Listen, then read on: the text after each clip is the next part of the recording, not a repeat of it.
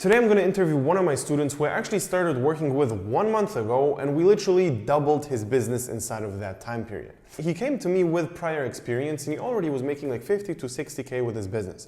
However, he could not scale. And whatever he tried, he could not scale over 60K per month. I basically looked at the business, saw 2 tiny mistakes, changed them, and inside of the first 30 days, he hit his first 100K month. The interesting part here is it wasn't that hard. And this video is also going to be very important to everybody who is watching this video and thinks to himself that he does not need to have guidance and doesn't need to have a mentor because they already know everything. They basically think that they already know all the theory or all the things in dropshipping. There's nothing they can learn from a mentor, and they're basically going to just try things by themselves. So this is a guy who was making 50 to 60K a month every month consistently and still came to me because he understood that there's a lot of room for improvement, but he doesn't understand how to get there. So let's get started, and this one is going to be a really, really interesting one.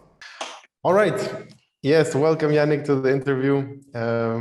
Basically we've been working together for how long? Like 2 months, something like that? Yeah, I think not even that long. It's maybe even like 1.5 or something. Yeah. But it went pretty quick for you, and you also came with experience already. You already had a winning product when you joined, and we just focused on basically scaling that. So yeah, maybe just for everybody else, you can tell your story, how everything went from you, also before we started and now what we changed, etc. Yes, so basically I have some experience, like 1 year before I came to you. First I followed the course, I learned the basics, I took a coach, he get me to a better level than I got from the course, and then next now I was looking to get like to another level. So I was doing good on my own, but I felt like I need something more. Someone has to bring me to the next level. I was basically doing 60K, 50, 60K a month before I came to you. And my goal was to hit 100K as fast as possible. And yeah, that already happened. So I'm happy with this progress. Yeah, so how long did it take? I think, about 1 month. Yeah, so fairly quick. And we basically literally just doubled the whole revenue. So what would you say were the main things we actually changed together that we just doubled? Yeah, we looked through a process how I can test more and also how I can make the average order value higher. And these things worked. And also with some problems with scaling with Facebook. Sometimes when you duplicate things, it doesn't work anymore, your campaigns and or your ad sets. And yeah, you give me a trick how to solve this problem, and now I can scale better. So that's how I reach a high revenue, a higher profit. And also we went through the funnel and we looked there how we can take a little bit more margin through the funnel. So that's actually pretty great because I didn't do that yet. So yeah. So look, it's always when people who already have experience and have a winning product come to me, I basically, the main things we tell them is I look at the whole store, I look at the whole funnel, I look at the ads, I look at the entire process, and I'm just searching for mistakes. And it's, I would say, like almost 100% of the cases when people come, I see that there is something wrong. Okay. And for you, it was basically mainly 2 things. Number 1, the average order value was not optimized. And number 2 was the way how you like try to increase the budget on Facebook was wrong.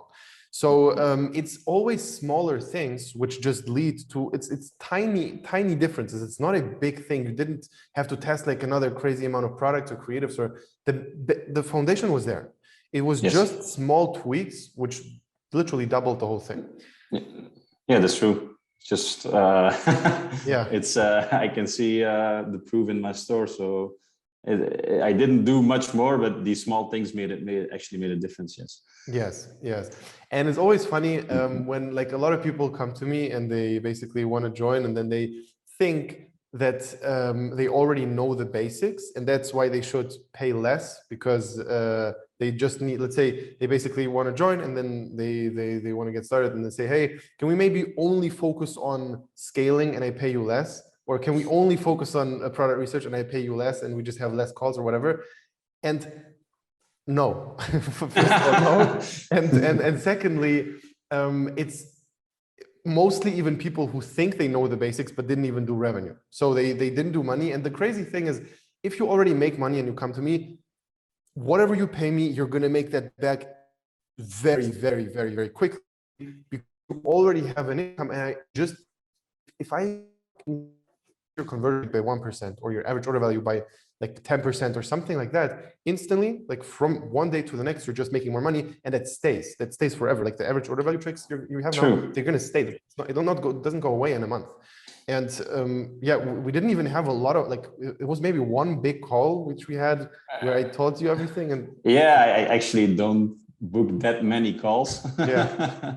So yeah, the call that we met each other, you also told me, like, don't you think you are going to make this small progress that you can get your coaching feedback? Mm-hmm. So I was like, yeah, probably I will, because I'm going all in. And yeah, I believe you. I believed you, and I still do, that you can help me. And you already helped me with minor tweaks. And yeah, I will definitely get that amount back. I probably already did. So yeah.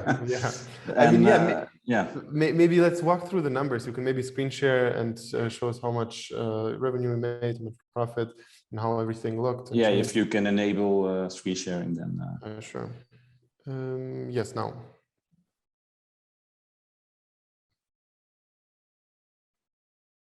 Yes. So these are my last 30 days. I think you can see it. Yes, amazing. Almost 102K. So yeah, I'm happy with it. So yeah, but what would you say is the next step for you right now? Like, what's your goal for, let's say, the next three to 6 months? Where you actually want to be at with that? So yeah, we already discussed it a bit. I booked a call with you to set my priorities, and I'm still busy with that. So the next step will be to delete all the black boxes, as you say.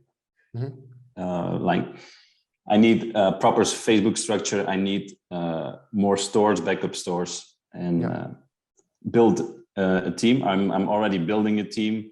Mm-hmm. I also went through a process with you on Trello, the Trello process. Mm-hmm. And yeah, that definitely helped already too. So yeah, it's mainly making really a business out of it. Between now and 6 months, I want it to be more automated and have a team really working on it, so I can have a view from the top on everything, and more run a business than be really operational in it. Mm-hmm. So that's my goal. Yeah. Perfect. Yes. And this is kind of always the next step after you see consistent results where things actually do stay pretty good. The next step is basically to outsource as much as possible.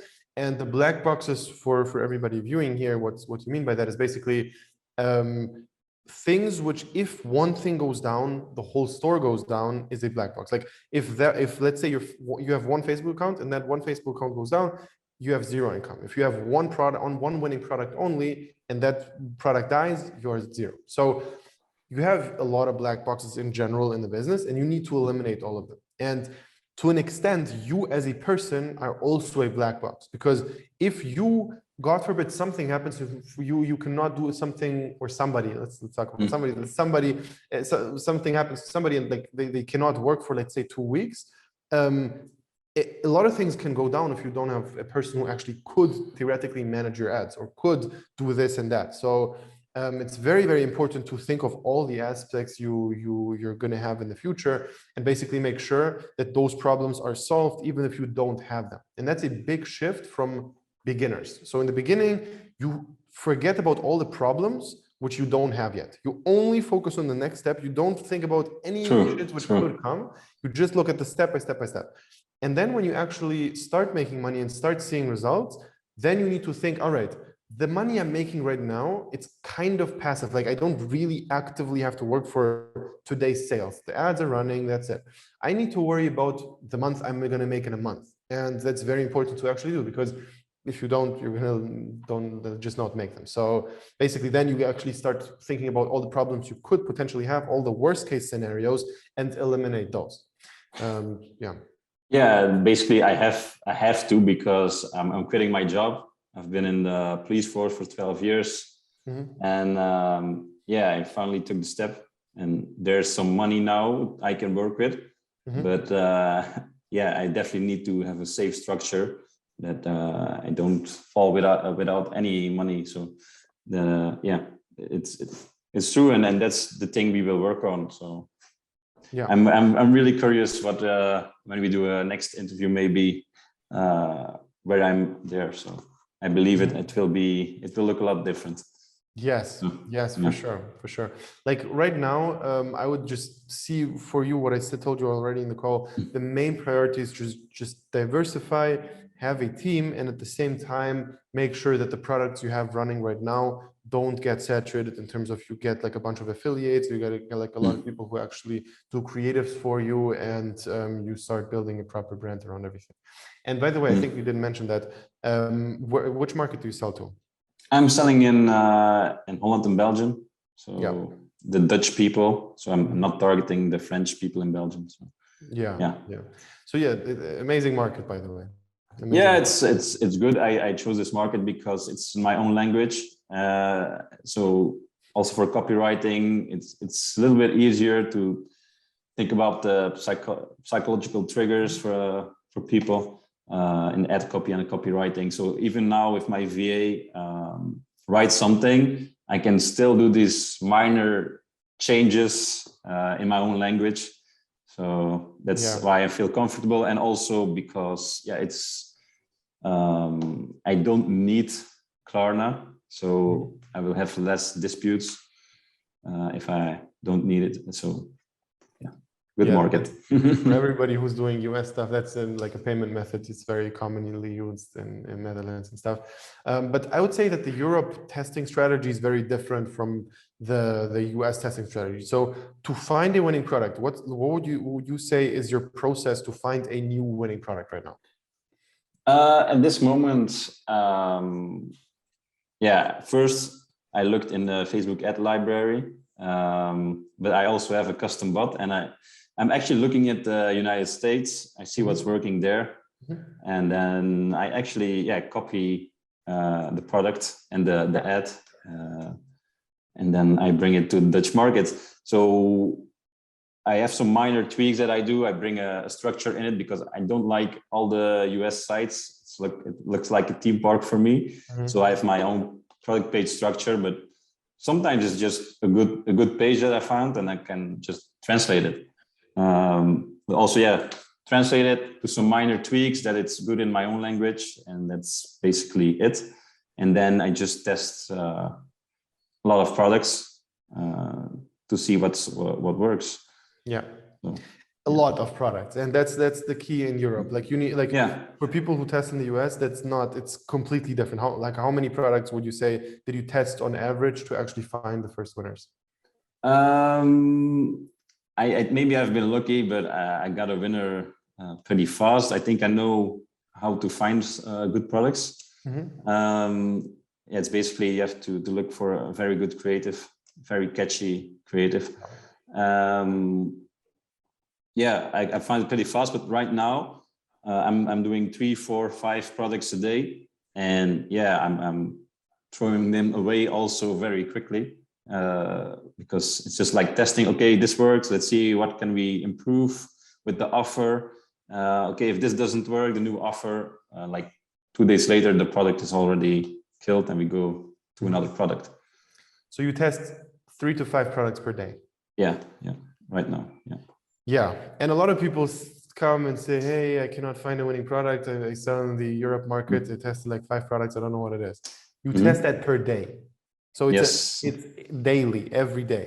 And that's how it is in Europe, and that's just reality. And you also need to understand that exactly what you said. You kill the product very early. You don't lose a bunch of money on a product because No. in Europe, you either see it's working really well or it's not working. And there's no real big middle ground where it doesn't work and then you change this and this and this and this and then it starts to work. That's not the strategy you go normally for in Europe. You rather just kill it early, don't do a second test on a product and rather just test the next day. True, I just test one thing like ad copy, thumbnail or video. One of these three I test in the first testing phase. Yeah. But I see immediately if it works or doesn't work, and then I just don't put any more effort in it and I go to the next product if test doesn't work. Yeah, and we have a lot of students in the US who are also selling there, and the strategy is very, very different. You don't need to test like 5 products per day to actually find a winner there. It's just like very more like you need to be less tolerant with products you test. Like you don't test like just every product, and yeah, it's very different. But for you, what would you say is kind of the main things you're looking out for when you see a product is doing well? Like, let's say you test a new product, it does well. What are the next steps for you? If a product's doing well, I test more like I call it a persona test. What do you do? A persona test, that's how I call it. I got it from my other coach. So basically you test in the first phase the ad copy. You can find the best ad copy. Then I make a new campaign.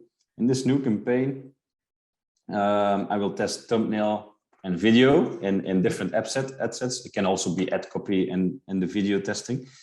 So basically, I'm looking at the best combination of video, thumbnail, and ad copy. When I found the best combination for a certain interest, then I start scaling. I go from 10, 20, 40, and then since I work with you, I'm using CBOs again, because before it didn't work, but now it works, thanks to your trick. And then I'm basically doing the CBO. And then see from there, if that works, then I will look at different things I can do, like retargeting or something. And do you go a lot into branding, or is that not your priority right now? At this moment, I didn't do any branding. Just have a general store. I try to make it look good, but there's no package around it. So maybe, so you have a general store. Yeah. So wait, that works in 2022? Yes, it works really well. Because I get that question a lot. Wait, general stores in 2022, that doesn't work. The dropshipping is dead. General stores are dead. Like that's a very common misconception a lot of people have. In reality, people don't even click away from your product page. Yeah, I would recommend every beginner to use a general store myself. That's my recommendation, because you don't make yourself dependent on a certain niche. You can just test everything you see when you're doing research, and you're like, oh, this catchy creative, and you can test it. Doesn't matter which niche it is. So yeah, it's a huge time saver. And then like what you also said before is like diversifying into new stores. And I would at this point recommend that to you. I would actually start like one extremely, extremely valuable thing for everybody who has a winning product is this. You have a winner, it works great. And then you make a new store where you start warming up everything on a new store. So how that works is you make a new store with the same exact product, new PayPal account, new Facebook account, new Pixel. The rest stays the same. Your ads, same. Your product, same. Your product page, same. Offer, everything stays the same. But you warm up a whole new structure.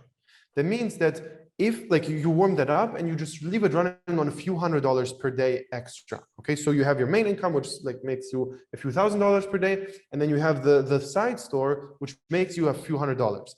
If your main store, for whatever reason, goes down, there's no warm-up phase. You instantly scale from the smaller store. And it's extremely valuable. And that actually makes a lot of sense to then build that into a one-product store, because it has another really, really big impact, which is split testing things on two stores simultaneously is one of the best things you can do. Like you literally see two things which are 100% identical, and you just change one thing here, and then you change one thing there, and you can do extremely nice split tests without having like crazy amount of money to spend, because you already warm everything up. And then you have a new PayPal account which is warm, which is very valuable. You have a new Facebook account which is warm, which is extremely valuable, and that's it. It just has benefits only. Yeah, when you say it, you told me before, I was like, yeah, this is actually so simple, but very smart. Why didn't I think of it before? So. Exactly. And this is something everybody should do when they actually see success. Like when you have a 50K month, you need to do that as soon as possible, like instantly, because again, black box, you instantly have diversified everything. Very true. What can I say? Yeah. So then the thing is, you're going to do this one product store, where there it actually does make sense to not have a general store, but a one product store at that point. And it's going to be very interesting to see how that changes. Like I would say like 60% of the cases, it doesn't really change much in the conversion, just like tiny differences. But a lot of the cases, it actually does make a big jump. So if you go from general store to one product store and optimize everything to that one product only, you're going to see that the conversion rate will go up in some cases. And yeah, basically that's also something which you're going to then experience. And yeah, basically it just makes sense. But yeah, my biggest winning product, I'm still thinking about it, to make a one product store of it. So we can discuss that also in another call maybe. Yeah, no, 100%. Like I 100% recommend that to you. Maybe it's already, I think it's saturated now in the Dutch market, but maybe I can copy it in other markets into a one product store. Well, how much is it making right now for you? That one product? Well, it's already running for 6 months. So now it's basically doing like 15 sales a day, but in a time ago it was above 100 a day. And keep it running in a cost cap CBO. And sometimes it suddenly makes some sales again, and then it's going lower, but it's still running profitably. So I think it has a lot of potential in other countries as well. So. Yeah. Maybe one other thing which could be interesting to people who are selling in the EU. What would you say are the commonalities of all the products you see work for you? Like which criteria do they all fit? Basically, first, catchy creative. Like if you're scrolling, it has to catch your eye. And this is done in product research. This is very important. It's very important, because when I'm doing product research, I'm like scrolling, and not everything is catching my attention. If it catches my attention, like, okay, then I'm going to look at other things. I want an evergreen product with this, I mean, like it can sell the whole year, and it also must be able to sell to a lot of people, like a big audience. Like for instance, if it's something for a car or a phone, everyone has a phone and everyone has a car. So I can sell it to anyone. So I'm not going to look at products for Mother's Day or Valentine's Day and target like that, because like you have to target like a month before, and 2 weeks after it's already, it dies. So, and you will even have angry people because it's not delivered in time. And then also before you move on from that point, very, very, very important to not forget, we're talking about European markets, not US. In the US, it's the complete opposite. Like you should not sell a phone case or something like that because it's too general and you're not going to be able to target. In Europe, it's very different. You should go for those broad products, and it does not matter if you're not inside of a passionate niche, because the audience in general, like in Holland or Netherlands, is smaller, and you don't want to sell something in a small niche of a small country. What you want is to hit the big market. In the US, every niche is huge, so it's different. But yeah. And now furthermore, I look at the risk of the product. This time I'm testing a little bit more fashion, because it's actually working in Europe. But as a beginner, I wouldn't do it because you can get a lot of returns. And now I just have an amount of money saved. And if it goes wrong, I can catch up and like say to my customers or put it on my product page, order one size bigger or two sizes bigger if it goes wrong. But yeah, as a beginner, it's a little bit more of a risk if you have to refund everyone. And also, yeah, products that need CE certification. I'm also looking at that. Yeah, but that's basically it. Very general and for everyone, catchy creative. That's what I test. Yeah. So catchy creative is a thing which for beginners might be a little bit misleading because they think, okay, I love this product. This looks great to me. And then they test it, but it's not really what you mean by catchy creative. It's generally like if you just look at TikTok videos, which went extremely viral, they have this thing in common that this scenario of the video is already crazy. It's not that the video is done amazing or it's super high quality or whatever. The thing, like if you have a product which like is looking like the craziest shit you've ever seen in your life, it's just the product itself sells. Like that's it. You don't need to make amazing creatives. You don't need to make like the best videos possible. It's that like videos are done in product research. That's very important to understand. True. But I also want to say, like, for instance, I saw a product for pregnant women. It was really problem solving. It was great. But I was like, no, I'm not going to test it because how many women in Holland and Belgium are pregnant? That's really a small audience. So I'm not going to target it, although it's a great product. So that's how I think my research. And would you say your top winning products are problem solving? Not really. Wait. So products which are not problem solving are also possible to sell. Yes, they are. Crazy. So yeah, also that's difficult to say which products, but it doesn't really mean that they solve a problem. No, they are like it's useful. The products are useful, but really solving a problem, not really. not that needed. Like it's a thing where like every YouTube video ever is out there just saying if your product actually solves a problem, you're gonna make a shit ton of money. But it doesn't really need to solve a problem, but and if you want the problem, you can invent the problem and find the solution. Yes, correct. For the creatives you're testing with the products, are you doing like after you see that the product starts to work, do you do like a lot of split tests on the creatives or not that many? Not that many, to be honest. I could do more, but there's like so many material on the internet or new products that I can test that it's almost easier to find to search for new or test new products than new creatives. So like I said before, I'm testing always 3 things at the start. It can be ad copy or thumbnail. It depends on what I find. But if that doesn't work, I will not invest in a product that's not making profit for me. Only when a product makes profit, then I'm going to invest in more creatives. Yeah. And that's basically how I do it. Exactly. Okay. And then maybe one also important question for people who are selling in Europe, VAT. So how do you go about VAT tax? If you even want to mention that here. It's a difficult subject, but let's say there are ways around it. And to be honest, I think it's very difficult if you don't have your tax structure on point. For sure.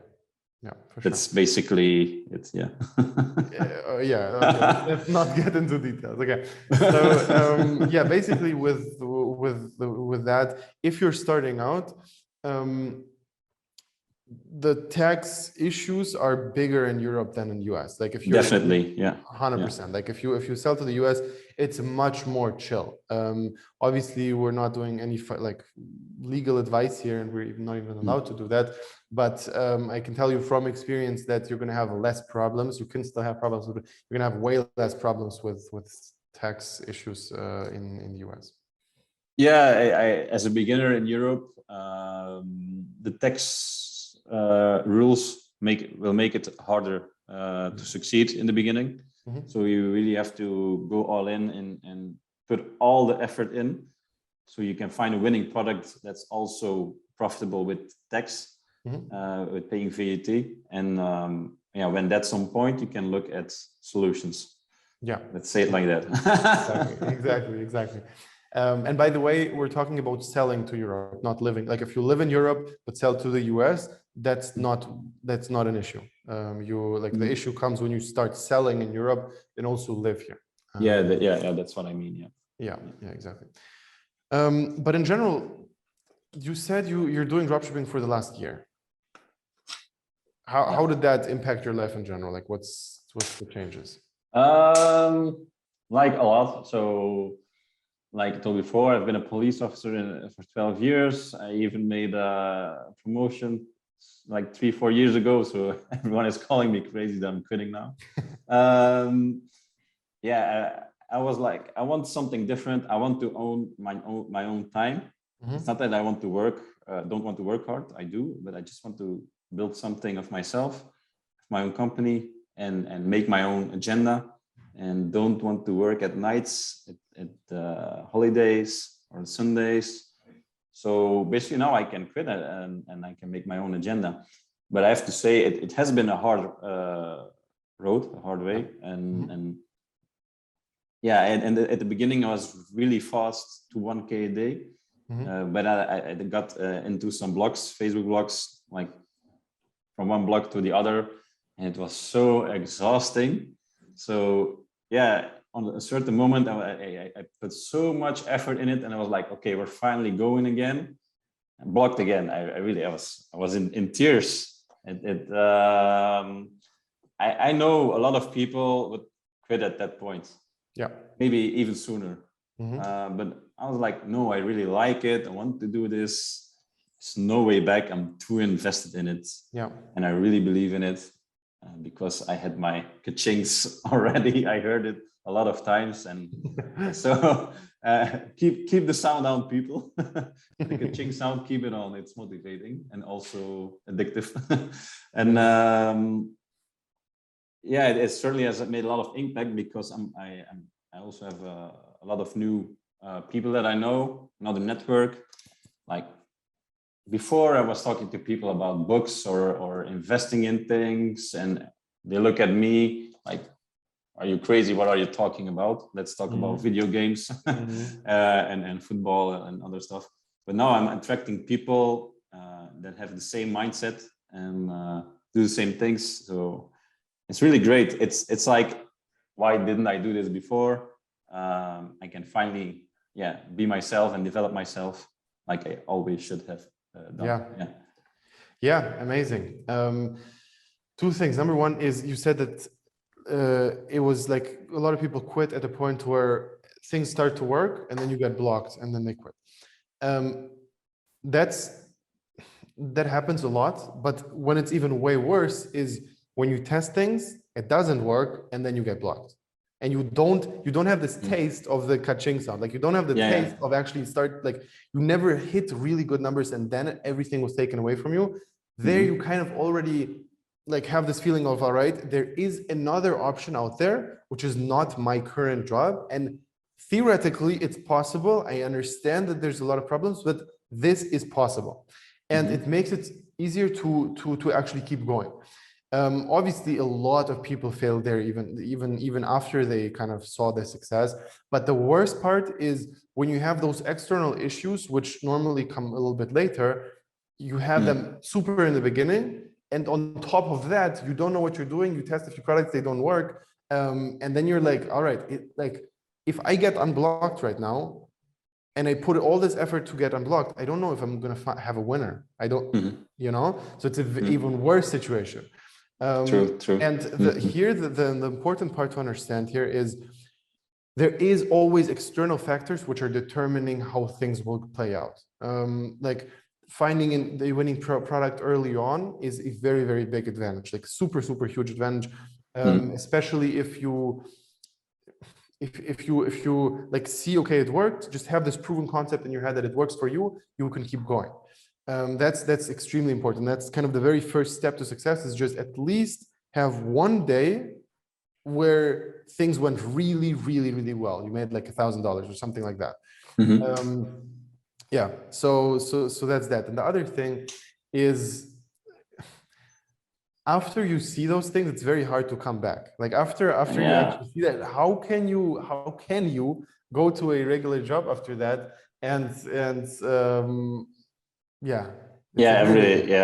The numbers that I see now on my business account, it's crazy. I've my personal savings account, I've never seen it in years, and now it's like in a few months it's like tripled my own savings. So yeah, it's crazy. And like you say, you don't want to go back anymore. It's totally different when you get a taste of it. You just want more, and you want to grow, and everything you want to leave everything in the past. And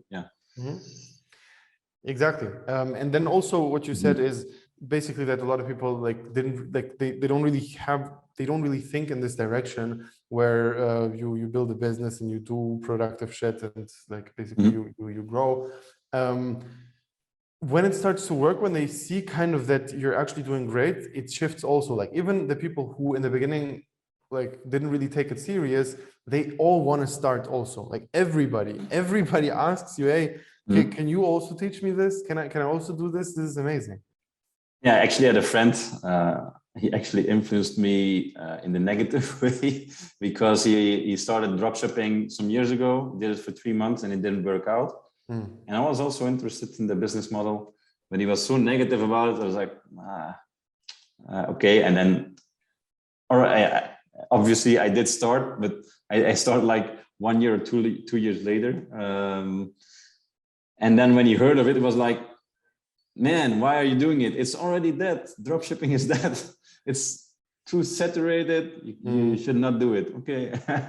Now I was like, here, do you think it's dead now? What can you say to that? Yes. He was like, whoa, what's happening? Yeah. It's totally not dead. It's not dead at all. And it's bad that people try it doesn't work, and they think the business model is dead, and then not that they did a mistake. Yeah, true. And I think mindset is very important. And what I also want to say, it's not an easy road. Not at all. People think it's like, you see all the stories on Instagram, it's like super easy. You buy a course, and after 1 month you're rich and you buy a Lamborghini, but it's not like that. Not like that at all. Not at all. Not at all. I can say I had not enough sleep for some time because I had my job and I wanted to succeed in dropshipping. So it's not easy, but it's definitely possible when you put in the effort and you have a good mindset.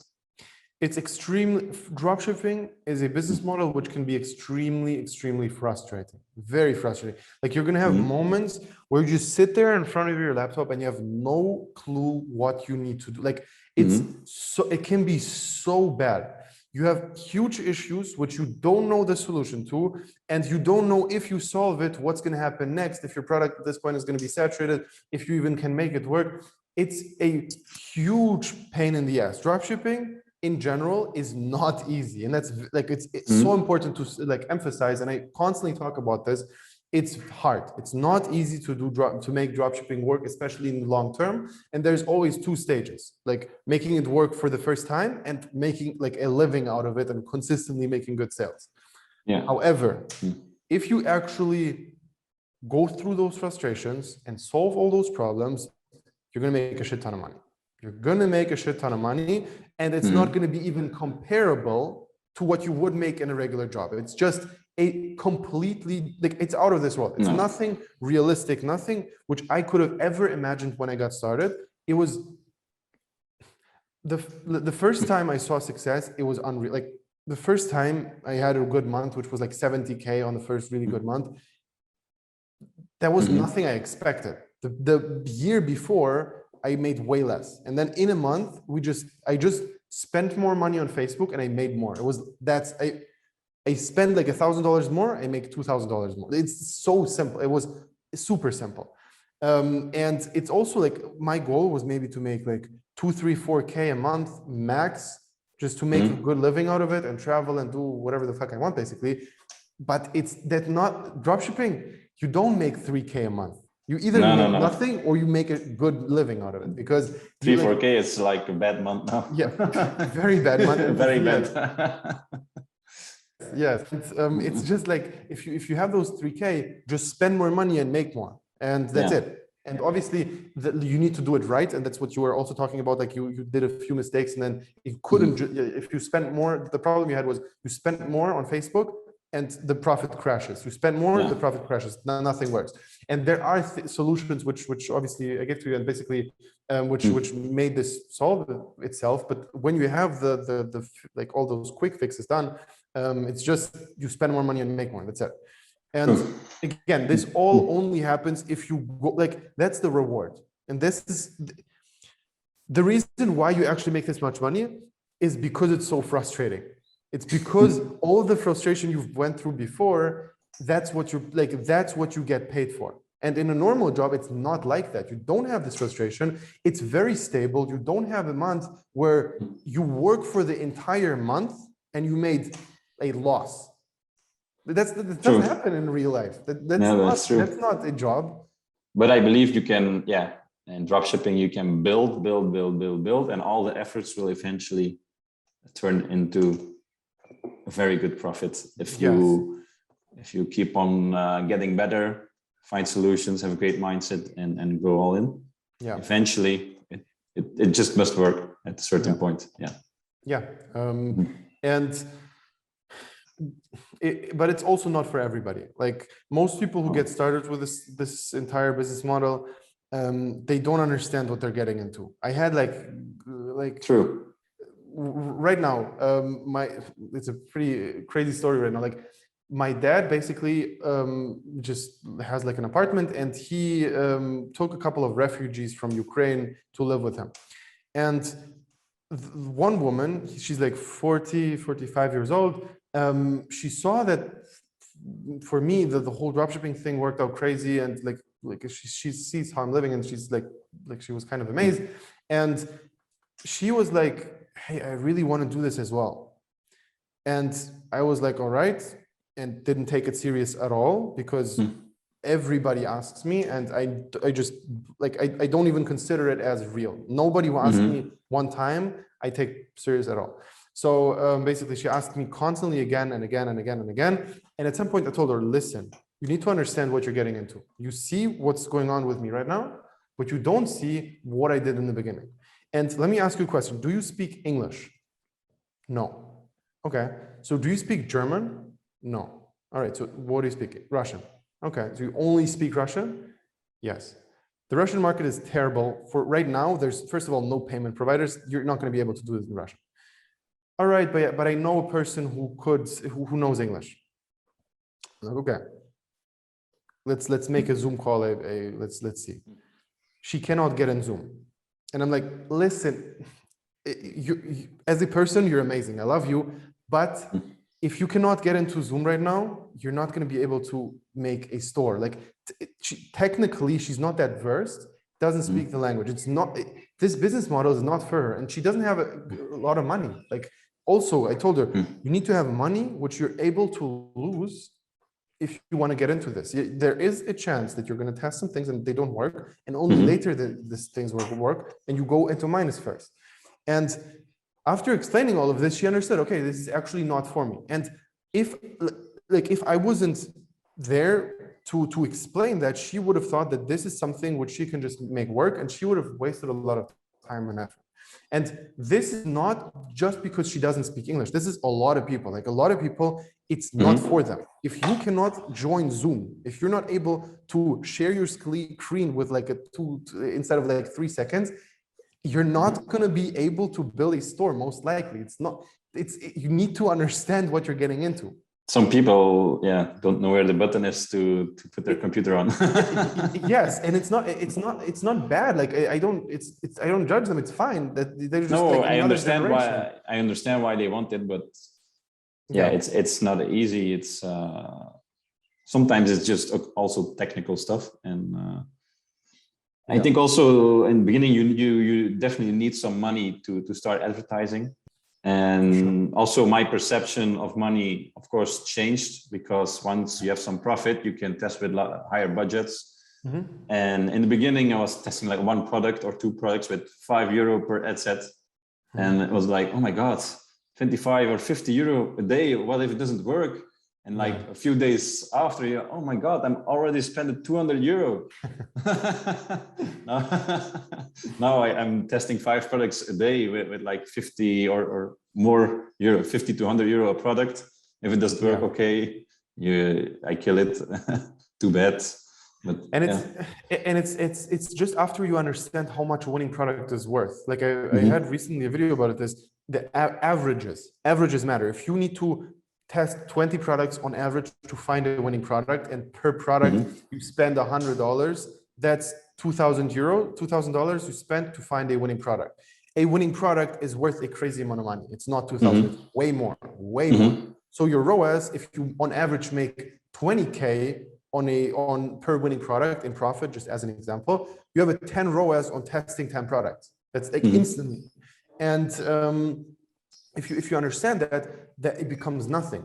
But before that on X amount of products to find a winning product, that's very scary, because you don't know. Maybe like you go 10 products and they don't work, and that's it. And in the US, it's the same. Like you test a few products and you test a bunch of creatives, and all of the things cost you money, and you will go in loss a little bit, not always, but like you will for sure first lose a little bit of money to actually make it back. But if you do, it's going to tenfold. The dimensions are insane. It's true. You only need one winning product to actually change your life, and and from there you can build. So yes, exactly. With the profit of your first winning product, if it's real good winning product, you can save such an amount that you can do the process all over again, but much easier. Yeah. And then also you kind of buy yourself working power. You can be as productive as you want. You're not more productive than 3 people at the same time. True. It's actually funny that you say this, because my first VA, I could pay my first VA because of one product. When I started with this VA, I was having just one product. That was everything.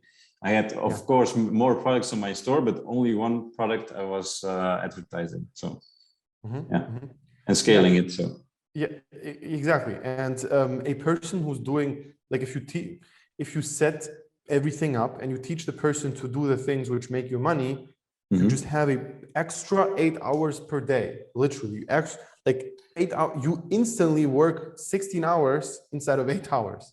Yeah, with this first winning product, I had like so many emails. I also had to get that on point at that time. So many emails. I was so busy that the time I had to work on my business was just doing customer service. So I really got to get out of it. And luckily, I have someone doing it for me now. I don't even want to open the mailbox anymore. No, that's the first thing, like to get all the emails and order fulfillment and all of that handled. And then the next thing is just to get all the product pages done for you with the ads, set up on Facebook, because it's annoying to click on create ad sets, upload the ads, do those things. Like, it's not you at this point who has to do this. It's not like you are doing it, but you don't need to, because that's very easy to give to a person. And even if they would be gone, it's simple to teach that to another person. And here it's very important to plan on people to leave at some point. And that's why every time you're from now on going to explain something to a virtual assistant, you record it, and you're going to show that recording to the next virtual assistant. And every time you basically explain them, okay, this is how you set up ads, this is how you do this is how you do that. You just make a video in case that person at some point will leave, and that's it. So So right now, the focus should be basically building the system to build people to do the things you're doing right now?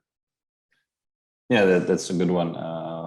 Actually heard it before, like this week, like record your calls. And that's a very good one. Can just put it all in Google Drive, can set the subject there. And indeed, if someone else needs it or a new employee, you can just watch the videos. And even when you're building, when you have one VA that makes the products ready in your store and in Facebook, the new VA or employee can watch the videos, and then this new VA can ask the older one to help. So it will save a lot of time again. So yes. And here the main thing is just to make sure that every task they do in the beginning, like a new person, is controlled somehow, and they need to understand that it's controlled. So for example, what you can do is you tell them, before you start working today, you open your Zoom, you click on screen share, you start recording, and you record everything you did the whole day. It's a very simple thing that they can do, and they need to do it. Number one, you see how long they worked, 100%. Like you just see it. There's no tricking. Number two is you can just skim through it and randomly see, wait, why is the mouse not moving for the last 15 minutes? What's going on here? And you basically see if they're actually working for real or not, and you can make sure that they're not scamming you, basically. This is also very important, to record everything that they're doing. Just have that in the iCloud of Zoom, and that basically you have the track record of everything what was ever done. And whenever there is some argument, let's look together. Let's see. So there's no good one. That's a good one. But I have the next call in 2 minutes. It was an amazing interview. I really appreciate having you. Let's have you on in a month or in a few months and see how the things definitely. I think at the end of our program, I think will definitely be a lot of difference. I'm very certain of it. 100%. Now we just need to do those extra, the tweaks we did so far. There's a lot of things still which we can do extra, and it's just going to be a gradual process from here.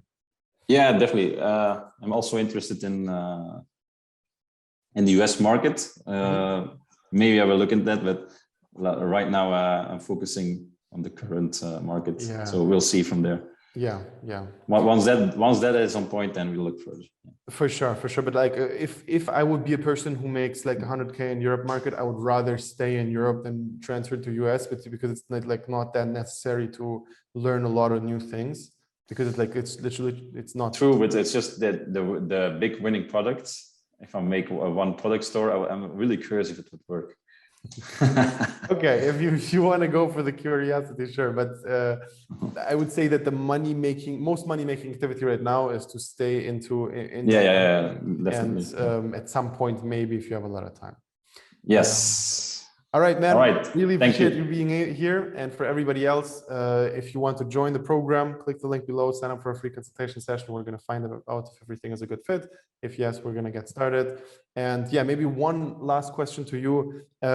What would you say, is the main, you're just starting out with dropshipping again. What's the top advice to that person who's just starting out? Put in the work.